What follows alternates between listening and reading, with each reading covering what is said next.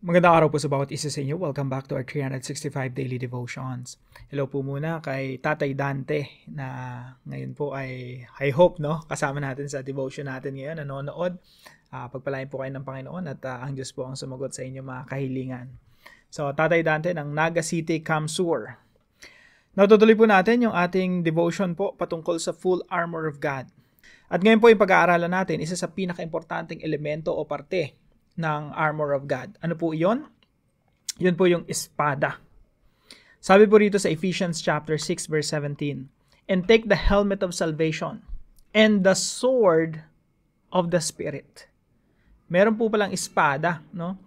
Again, ang Christian life po, hindi po yan puro defensive lang eh. Offensive din yan. So yung meron tayong shield for defense, meron din tayong sword for offense. So sabi dito, "And take the helmet of salvation and the sword of the Spirit, which is the Word of God." Ano daw po yung sword of the Spirit? Word of God. Isuot ninyo ang helmet ng kaligtasan at gamitin ang tabak ng Espiritu na walang iba kundi ang salita ng Diyos. Yung espada o tabak ng banal na Espiritu, ito po pala yung salita ng Diyos na dapat pinanghahawakan natin, sandigan natin, basehan natin ang katotohanan, basehan natin ang pananampalataya. Now, gusto ko pong idako ang inyong atensyon sa Book of Revelation chapter 19. Dito po makikita natin yung vision ni John na kapareho rin po ng vision ni Prophet Daniel. Now, dito sa vision ni John, nakikita niya si Jesus Christ bilang warrior, conqueror. Tingnan po natin. Sabi po rito sa Revelation chapter 19 verse 13, He is dressed in a robe deep in blood. So, sino po ito? Automatic agad ang papasok sa isipan ng tao ang ating Panginoong Jesucristo. Dahil ang suot niya po rito ay robe na para bang isinawsaw o binabad or, may marka ng mga dugo. So, he is dressed in a robe deep in blood. So, ito po ay katotohanan na ang Panginoong Jesucristo ay namatay doon sa krus. And sabi po rito, "And His name is the Word of God." So si Jesus Christ po, pakatandaan po natin He is the Word of God. Yung Biblia na hawak po natin, that is the Word of God as well. So ano pong pinagkaiba? Si Jesus Christ is the living Word.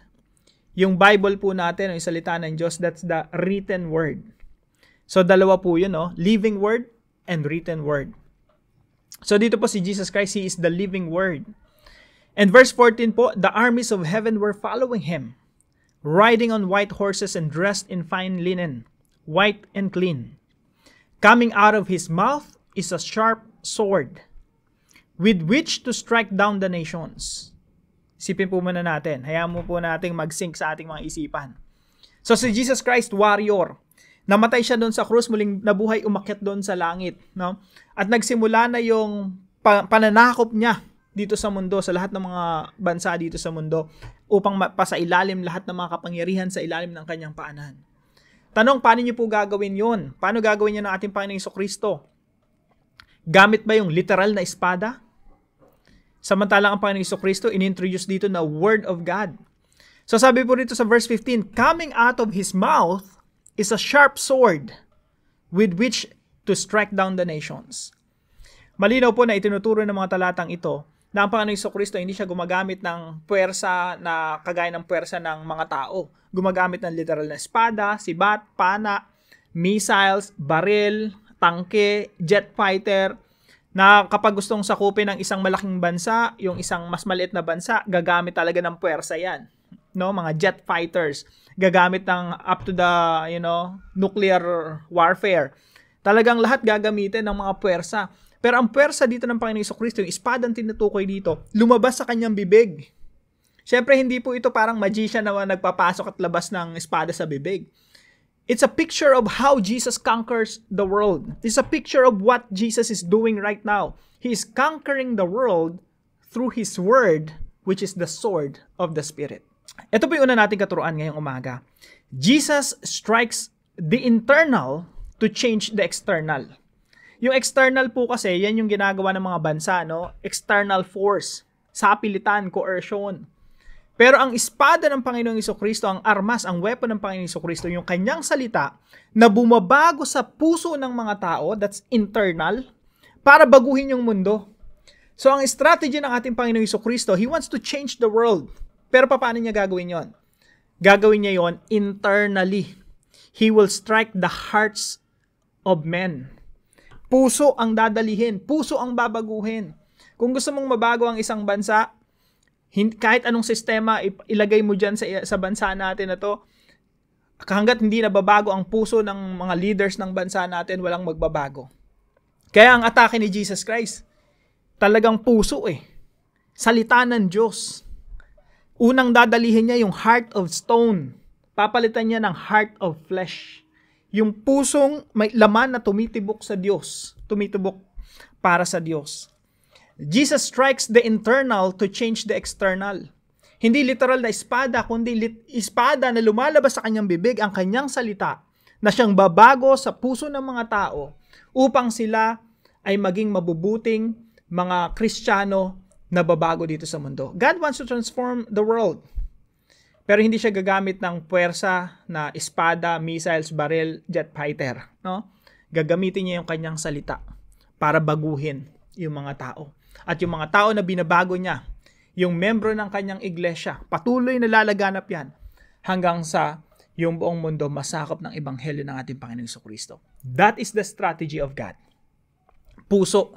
Point number 2. Jesus transforms the world through the Word. So, very similar sa point number 1 natin. No? Jesus transforms the world.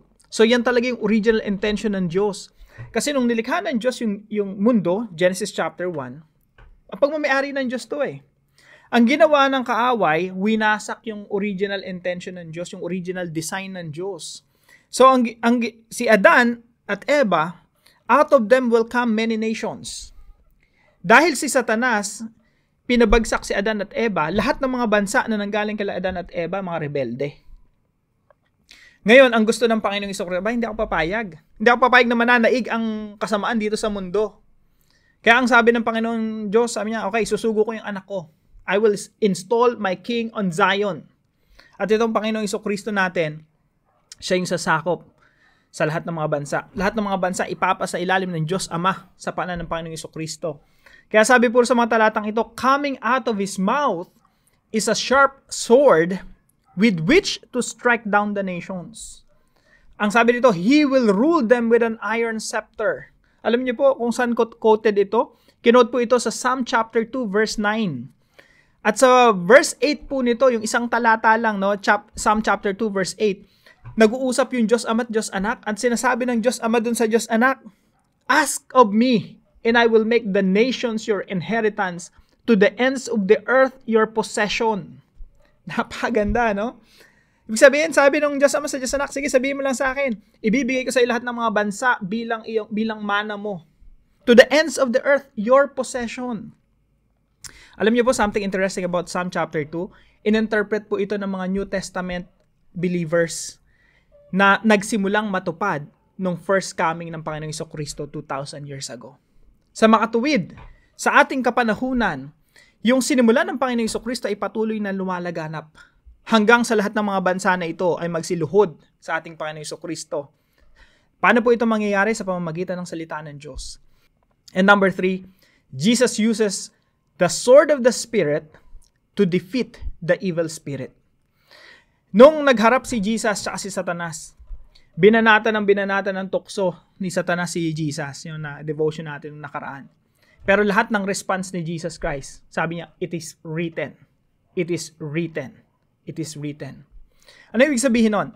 Ang Panginoong Jesucristo, ginagamit yung salita ng Diyos, which is the Word of God, which is the sword of the Spirit, to counterattack the temptations of Satan. At tinalo ni Jesus Christ si Satanas by using the Word of God, by using the sword of the Spirit. At ganoon din po sa atin, mga kapatid. Nilalabanan natin ang kasinungalingan ni Satanas sa pamamagitan ng katotohanan ng Diyos. Now, balikan po natin itong mga talata, Take the helmet of salvation and the sword of the Spirit, which is the Word of God. Tanong, mga kapatid, paano natin ito i-apply sa ating mga buhay? Number 1, trust the Word to change the world. Pagtiwalaan po natin yung strategy ng Diyos. Nababaguhin niya yung mundo na ito, not by force, but by His Word. Sa pamamagitan ng pagbabago sa puso ng mga tao. Sa pamamagitan ng pagdami ng mga Kristiyano na sumasambat dumadakila kay Yahweh. Sa pamamagitan ng paglaganap ng Ebanghelyo. Yan ang kaparaanan ng Diyos para baguhin ang mundo. And take note of this mga kapatid, pag sinabi nating Word, dalawa yan. Living Word, Jesus Christ, and written Word, the Bible. So trust the Word to change the world. And point number 2, find your role in God's goal. Again, ano po yung goal ng Diyos? Ang goal ng Diyos, transformation of the world. Yan yung original na plano ng Diyos sa Genesis chapter 1. Hindi niya give up yun eh. Yung perfect world, hindi niya give up yun. Bagamat nahulog ang tao sa kasalanan, at lahat ng mga bansa naging rebelde sa Diyos, hindi sumuko ang Diyos sa atin. Ang sarap isipin na hindi ka sinukuan ng Diyos. Hindi na lang winasak ng Diyos lahat or pinabayaan ng Diyos lahat at gumawa ng panibagong sangkatauhan. Hindi eh. Hindi tayo give up ng Diyos. Sabi niya, lahat ng nahulog sa itong mga nagrebelde na ito ng mga bansa na ito, kukunin ko to ulit pabalik sa akin. So, ano po yung role natin dun sa ginagawa ng Diyos na yon? Yung redemption of the nations. Yung pagpapanumbalik ng mga bansa palapit sa Kanya. So, find your role in God's goal. Nasaan ka ba ngayon? Sino membro ng pamilya mo? Nasaan mga organizations ka? Sino kasalamuha mo araw-araw? Kaklase mo? Workmates? Ano ka ba? Pilipino ka ba o hindi? Alam niyo po, yun yung mga simple questions na matututunan natin. Ano ba yung role ko sa mundo? Ako, Pilipino ako. Maliwanag sa akin na ang calling ko, abutin ko yung kapwa Pilipino. Pwede naman ako sa ibang bansa, wala namang problema. Pwede naman akong tawagin ng Panginoon doon. Pero initially, pagtingin ko, Pilipino, it means dito ako nilagay ng Panginoon, my mission is here in the Philippines. Pinanganak ako sa, itong membro ng pamilya ko, sila yung una kong mission. Nilagay ako ng Panginoon sa eskwelahan, mission ko yung mga classmates ko. Nilagay ako ng Panginoon sa kongreso, congressmen and women, mission ko itong mga to. Nilagay ako ng Diyos sa clinic, mission ko yung clinic na yan. No? Kung nasan ka, doon ka nilalagay ng Panginoon, and that's your role in God's goal. At lahat po ng aspeto na pinaglalagyan sa atin, lahat ng areas of life na pinaglalagyan sa atin ng Panginoon, nandyan po yung role natin to accomplish God's goal.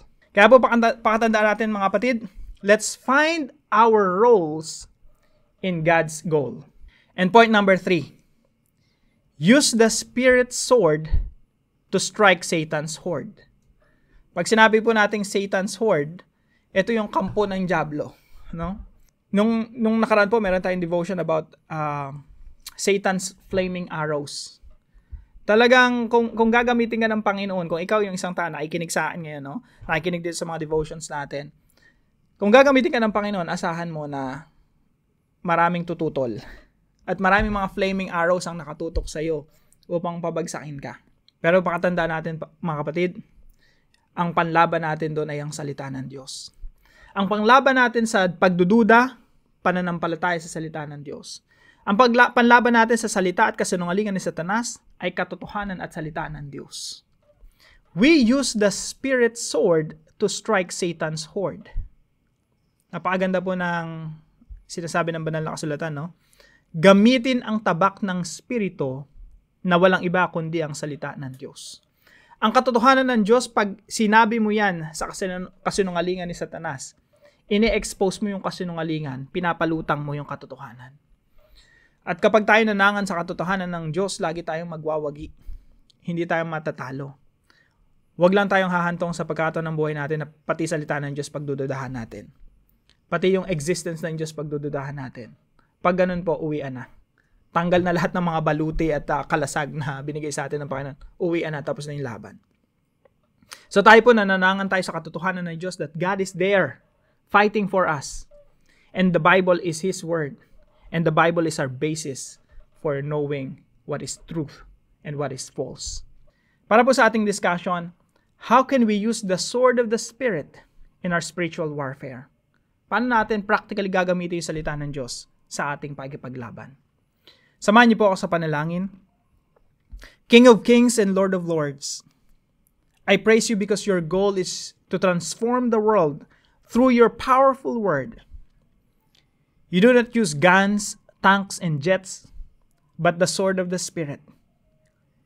Your strategy is to change the hearts of people who would bring radical changes in the world. I trust you completely. All I ask is that you will use me. Let your word flows through my mouth. Accomplish your purpose through my message. Soften the hearts of my family members and friends that they too will become your worshipers. I pray this in the mighty name of Jesus. Amen and amen. Salamat po sa bawat isa sa inyo na kasama natin sa devotions po natin araw-araw. I hope malaking tulong po ito sa inyong paglawang spiritual. At kung may natutunan po kayo sa mga devotions natin, particularly sa devotion na ito, ipalam niyo lang po sa comment section right below this video. And please don't forget to share this devotion to your family and friends. God bless you po. See you po tomorrow 5 a.m. dito sa ating Daily Devotion.